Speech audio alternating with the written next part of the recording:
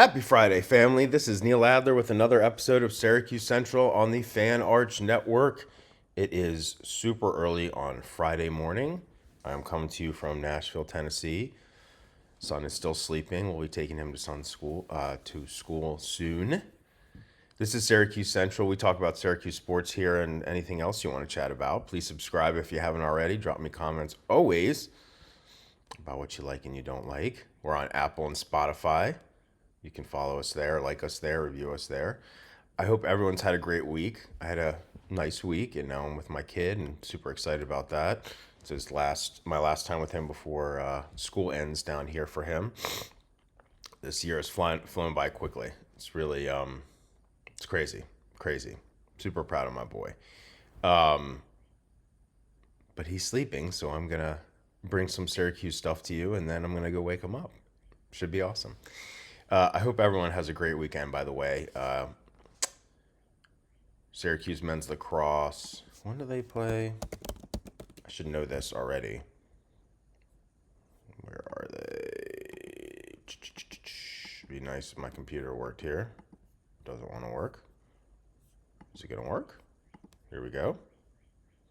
Saturday. I don't know why I thought so. Oh, they played last Sunday on Mother's Day. They play Saturday, North Carolina. 6-3, I believe. So let's get to the Final Four again. That'd be very nice. Okay, Syracuse recruiting. So one little nugget I'll just mention is, and I think I might have mentioned on Syracuse Central earlier this week. So from today till Sunday is another spring session on the AAU circuits. And so that's like Nike's EYBL, the Under Armour UAA, Adidas 3 SSB. There's a couple other leagues. There's a Puma League, Pro 16. There is New Balance Prelude, I think it's called. Anyway, it's a live period, meaning college coaches can be out and about watching prospects. So I certainly, come early next week, will hopefully get some information about who Syracuse was watching.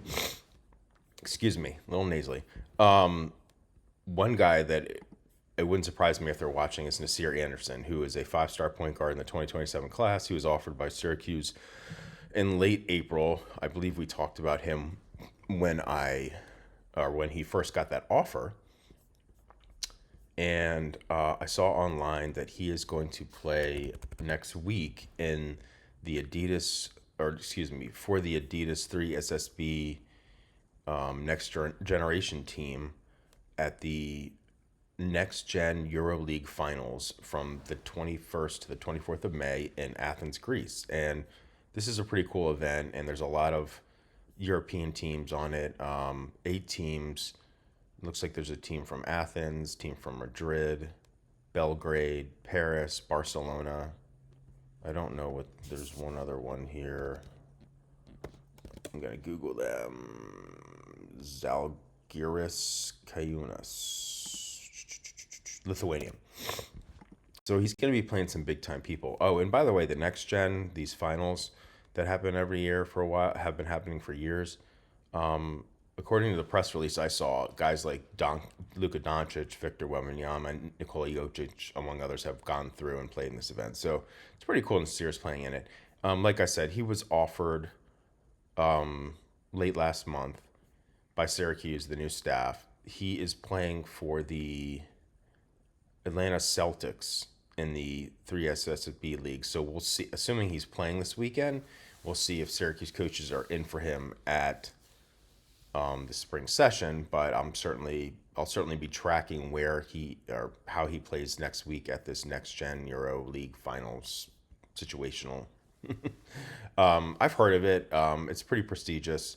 I don't know if I'll be able to find like stats for him or anything, but I'll give it a shot. But anyway, Anderson plays at Prolific Prep in Fort Lauderdale, Florida. They were really good this past season, one of the best teams in the country. They played in the Chipotle Nationals. He was a he was a Max Preps honorable mention All-American. He's a top 10 national prospect, number 2 point guard in the class, according to the 24/7 Sports Composite. And, certainly he's got a ton of offers, so this is not going to be an easy go for Syracuse, but I definitely want to see them getting into the mix for top flight guys, because I'm just pumped that high school recruiting is back. And they've offered a couple other guys we've talked about. And as they offer more guys or show interest in more high school prospects, you better believe I'll be covering it here. Some of the guys they've offered, besides Anderson, they've offered RJ Moore, a 4-star shooting guard at the Ambassador Christian School in Huntersville, North Carolina. I think that's near Charlotte. They also re-offered Caleb Origu, a 4-star center in the 2027 class out of Overtime Elite, and they could definitely be re-offering former recruits under the Autry regime. I shouldn't say regime, Autry era. So, I'll be checking in on that stuff too.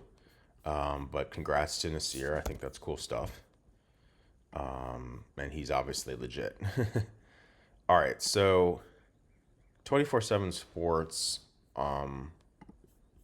put out their final 2026 national rankings, and certainly as Syracuse is offering more high school prospects, I'll be doing pieces on the offers and visits and list cuts and how they're doing in the AAU circuits, high school, whatever, playing in showcases.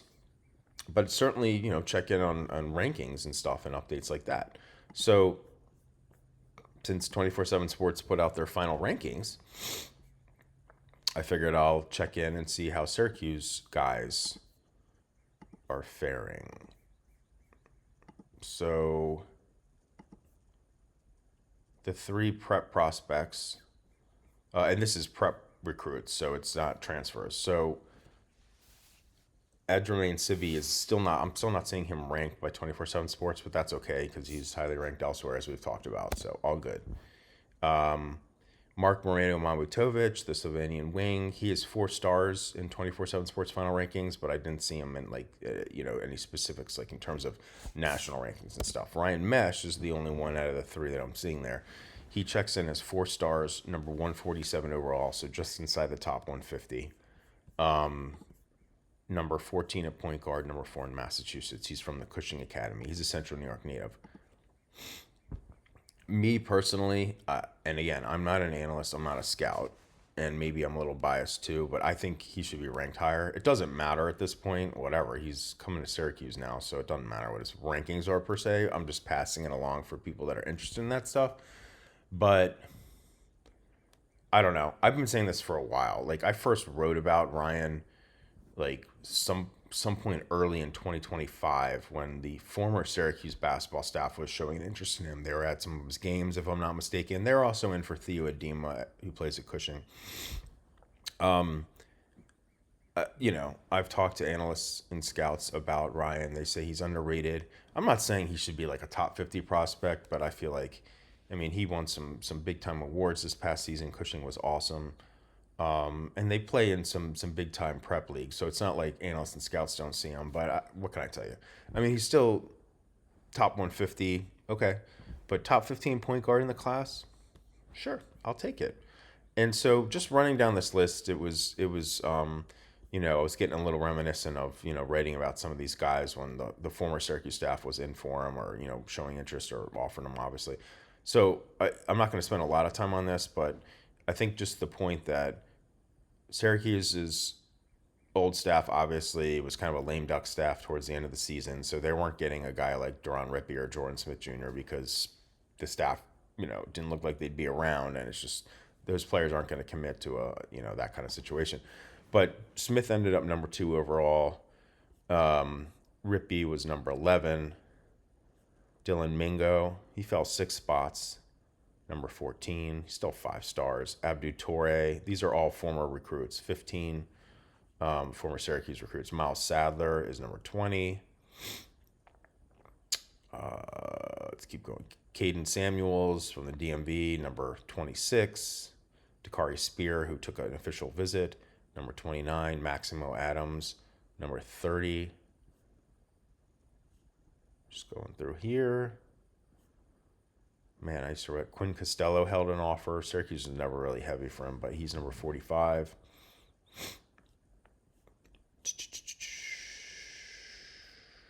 Trell Harmon held a Syracuse offer at one point, number 55. Von Carvalho, who took an official visit, number 64. He fell a bunch. I'm not sure why, but Ralph Scott, there was talk he might officially visit. He's number 67. And oh my goodness, Alex Costanza, who was, I believe, injured this past season for much of it, but he took an official visit, and Syracuse was heavy for him for a while. He fell 24 spots to number 77. I'm sorry, that's ridiculous. Really? 77th? Wow. Anyway, I'm not going to read much further because these are former targets, so we don't necessarily care super much about it. My point in listing some of these other guys is that, like, this is a new era, in terms of the staff and all that. And, I'll have to see how the team fares on the court and all that stuff. But there's no reason why Syracuse can't go after highly ranked guys. I mean, they've already offered Nasir Anderson. He's a top 10 national prospect. I'm not going to sit here and say they need to, like, offer every top 10 guy or whatever. But, top 50, top 100. Like, there's no reason they can't go after some of these guys. And if the team is faring well, prevail for them, because I think players will want to play for GMAC. They certainly want to see how he fares as the head coach of a team in the ACC, but there's absolutely no reason why they can't win out for some of these guys. And I'm excited about high school recruiting. I am. All right, so just one more kind of quick nugget, so to speak. I know I talked about, that interview that Ryan Daly, the assistant coach, gave with Mike Waters and looking at the roster and all that. And, I kind of broke it down into some different kind of elements. And one other one was Ryan talked about, wanting guys out of the transfer portal that had prior production and some upside, but it wasn't necessarily about where they played per se. It's how much they played last year. And I know that's like a point of contention amongst some Syracuse fans, but he also talked about like the traits they had, and it kind of reinforces what Jerry McNamara has talked about, and frankly what I've been talking about, although what I'm talking about is super unimportant because I'm not a coach at Syracuse. I'm just a talking head.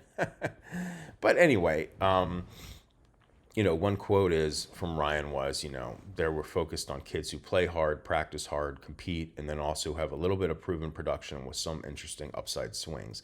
It's like a chess match. It's like a puzzle. I think he might even use the word puzzle at some point. Because, again, to reiterate, given the new staff, where Syracuse is as a program, even though there's excitement over GMAC, and he did some nice things in his 2 years at Siena, it's still like to expect, and we don't know the money situation. Like, I'm sure they were somewhat competitive, but not necessarily top, certainly not top. To expect like a lot of high major transfers who had a lot of production last year at a high major, just given the financial components, I think was unrealistic. So, looking for guys, at the mid-major level that had, production, overseas guys that have, upside, I think that was more realistic. So, but again, they've made it very clear that they want to bring in guys, or that they brought in guys who, they're gritty. They play defense. They're selfless. I know Jerry has talked about guys who are efficient on offense, take care of the ball, good free throw shooting, high character. Daly also said something which I thought was kind of interesting, that, maybe some guys on the current or the roster for this coming season, they have something to prove. And the quote was, "I think everyone probably has a chip on their shoulder as players." I thought that was interesting. I don't know why that would necessarily be the case. Why would they have this big chip on their shoulders? Just based on where they played before, or that they're coming to play for Syracuse, which is like a known brand, but has obviously struggled recently. I'm not like questioning what he said. I just thought that was really interesting comment. He also said, it's important, you want to get the right information, he called it intel, when you evaluate recruits, and you focus on their character, and you recognize that, quote, "the talent will figure itself out once you get them with you." But I don't think, and I understand, like, you can't teach someone to have high character, in my opinion. It's either innate in them or it's not. At the same time, certain aspects of someone's athletic skills and prowess might be innate, and other things can be taught and developed and all that. But I don't think Coach Daly was saying in any regards that Syracuse's roster adds this offseason don't have talent. But I think he's saying, they focus on the character and then everything kind of sorts itself out. But I mean, he also has talked about how he likes this roster. He likes that they have great perimeter size in terms of the guards and the wings. He said in terms of the front court, I think we have some front court options who are proven, and then we have some younger guys who are joining the fold who are really talented. And again, just to reiterate, I think it's going to be fascinating to see how this roster fits together. I'm higher on it than most people. I'm not sitting here and saying, oh, they're going to, win, 23 game, go 23 and, well, there's 32 now, 23 and 9 or 26 and 6 or whatever, might be a struggle to get to 20 wins. Maybe not. Maybe they'll be under 500 again. Maybe not. But my point is that I do want to see how it all shakes out. And again, there is kind of some buzz that there might be an announcement on another roster ad next week. I have some initial information, but I haven't gotten anything more since that initial information. So we'll see. We'll see. Stay tuned for that. Obviously, if that happens, I'll be all over it. Okay, so let's get to some of your comments. It's Friday. Friday. So Brian Depoliti, I hope I got your last name right, brother, says, remember when almost all the players came from high school? Now we get solid players from mid-majors, solid international players, prep schools, and the best returning players. Not bad. These guys will now get coached up as a team. Let's see how they mesh. What? Love that. Mike Gross, I definitely prefer MSG to Vegas, and I love Vegas. Been too long since I've been there. Mike, let me tell you about my Vegas stories. And I'm not like a big gambler or anything like that. Actually, I used to go to Vegas with like my parents all the time and family friends. Like we would just go see shows in the restaurants. And when I was single, obviously I'd hit some of the nightlife. I love to go shopping back. I mean, I don't do any of that stuff now. I haven't been to Vegas in like 10 years, but for like a 5-year stretch, Mike, I went to Vegas every March Madness with my twin brother and some other close friends that I like grew up with in Maryland. And it was so fun because we'd go the opening weekend. And so there were games that started around noon, and that means it was like 9:00. So, I mean, I don't know if I started drinking alcohol at 9 a.m. because that's kind of rough, but I definitely remember, drinking coffee, watching games starting at 9 a.m., maybe doing a little betting on them, but nothing crazy. But I definitely have fond memories of watching March Madness out in Vegas. Good times.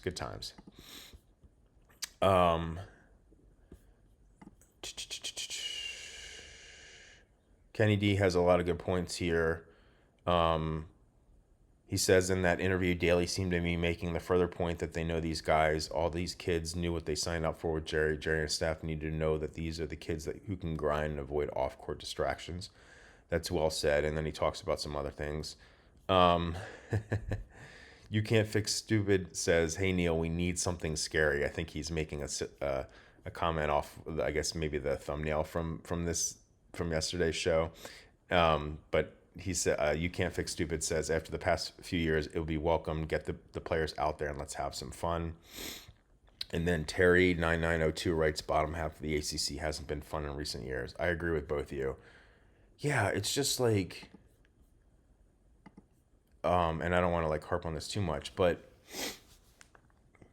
that stretch before they moved to the ACC, they were so good in the Big East and on a national scale. And I know a lot of, confluence of events and factors, led to the struggles by and large since moving the ACC. But it's like moving to the ACC. I want this team to I'm not saying they're going to contend for the ACC title, but why not? Or at least contend for the top half. I'm sick of these under 500 records or even a few years ago when they were making the tournament or in contention, they'd be like 10-8 in the ACC or 8 and like just 500. No, their first season in the ACC, they were 14-4, and that included some late season losses. Why can't they do that? 14-4, or 13-5, or 12-6, or whatever. Just like a solid ACC record would be nice. um, let's see where else. Oh, I did want to. Oh, so JJW Orange made a point here, and talking about Emily Rodriguez, saying Rodriguez didn't sit out because she was hurt. She sat out because she didn't play the way her coach wanted her to play. She may have had a small back issue, but that wouldn't have caused her coach to say she wasn't wanted back this year. She may be graded for playing style matches. What Felicia Leggett Jack wants, we'll see. Thanks for bringing that up. I honestly was not aware of that. So that's on me. I just know that I looked at her ESPN stats, noticed that she only played 6 games, I think it was, and the press release talked about injury, I think. But I appreciate the candor there, my friend. Thank you. Peace Love writes, the fact that some of our know-nothing fans are crying about the roster gives me confidence that GMAC and staff have put together a solid team and they're building it the proper way. Last year we had high major transfers. How did that work out? Donnie was very highly rated in the portal. See, yeah, exactly, Peace Love. And I'm not going to sit here and crap on Donnie Freeman or Nate George or any of them, because that season's over with and I wish them well at Pitt and St. John's or wherever they're playing. But yeah, sometimes it's not about, and look, I know I talk about recruiting rankings and all that, but sometimes it's not about rankings. Sometimes it's about fit and culture and mold and like when I say mold, like, I don't know, like fitting together the right way, so to speak, within what Jerry's trying to do. I'd rather have a collection, like a team, solid 4-star guys, whatever, some prior production, versus like talent, like 5-star individuals that don't fit together as a team. So Peace Love and I are on the same page. So this is interesting.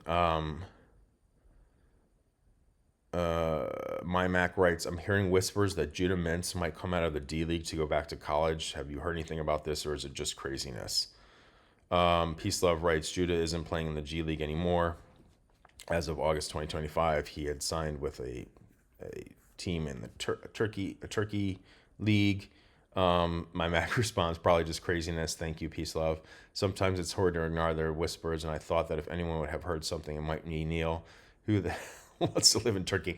I actually, my Mac, I have very good family friends. Their family's from Turkey, and I hear they've said it's a beautiful country. I don't know much about it, and I appreciate those thoughts. I certainly hear certain things, but I'm not pretending to be like the most plugged in person. But yeah, if that was like whispering around, I probably would have heard of it. I had not heard anything about Judah Mintz, but that would be interesting. I will say, and I'll wrap it up here, I am not a fan of like dudes from like the G League or that got drafted or whatever being able to come back to college. I know they're like circumventing rules, or it's within the rules based on NIL and rev share, but I don't know. I'm not a fan. I'm a fan of you all. All right, that's going to do it for today's edition of Syracuse Central on the Fan Arch Network. I'm your humble host, Neil Adler. Please subscribe if you haven't already. Drop me comments always. We're on Apple and Spotify. I'm going to go get coffee and wake up my son. Have a great Friday and weekend. Be safe. I love you all. This show is like, honestly, like, other than like being with my parents and looking after my mom and being with my son, like doing this show, covering Syracuse stuff, interacting with all of you is the best part of my week. And I appreciate honesty. I appreciate feedback. I have a thick skin. Please always just, let's be real with one another and let's have fun with this. Go Syracuse men's lacrosse, and we'll talk again on Monday. Take care, friends.